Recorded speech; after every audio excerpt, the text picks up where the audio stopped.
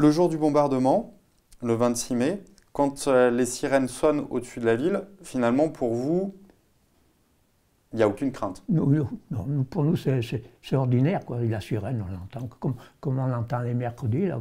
On s'en émotionne pas. Presque tout de suite, quand on a vu passer la première vague, on a entendu des bruits. Boum, boum, boum, mais c'était très lointain. Et je crois que cette vague a bombardé la gare de Châteaucreux. Le jour de l'alerte, quand l'alerte a sonné, ma mère était place Boivin, elle faisait ses commissions. Elle est montée jusqu'à Tardy, en courant, pour venir me chercher. Et ensuite est passée la deuxième vague. Mais déjà, les gens étaient un peu alertés. Il y a des gens qui commençaient à descendre dans la rue, là. Et puis, la deuxième vague est passée. On a entendu encore les boum, boum, boum, un peu plus près. Et je crois que c'était Saint-François qui trinquait à ce moment-là.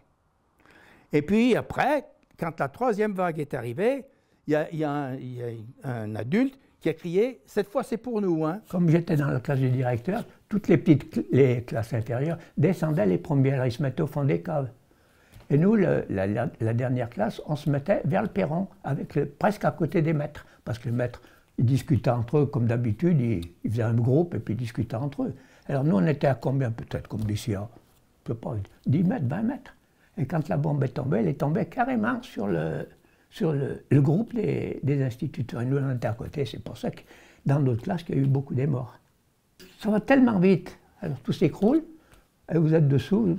Et moi, je ne sais pas comment j'ai passé, j'en sais rien, je ne sais pas. Je me suis retrouvé dans la rue. Est-ce que j'ai passé sur des cadavres ou sur, j'en sais rien.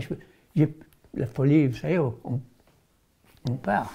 Et j'ai ma sœur aînée, Angèle, qui tenait mon petit frère qui venait de naître il n'y avait pas longtemps, dans les bras. Et il y avait un chemin qui montait de l'école de Tardy et qui atterrissait là-bas vers les voies ferrées de Montmartre.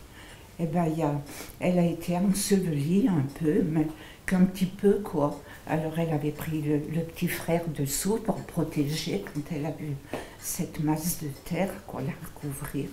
Moi, entièrement. Il est vrai que j'étais le plus près de la bombe, j'étais au bord du trou. J'étais là, elle est tombée à quoi? À 2 mètres, 3 mètres de moi, et elle a fait gicler donc toute la terre. Et puis là, on aurait dit un brouillard de sable, on ne voyait rien du tout. Et vers le midi, ça s'est dissipé, alors là on voyait des gens, des centaines de gens qui étaient avec des blessés et tout ça. Maintenant, alors après moi j'ai cherché ma mère et puis je suis rentré chez moi, quoi.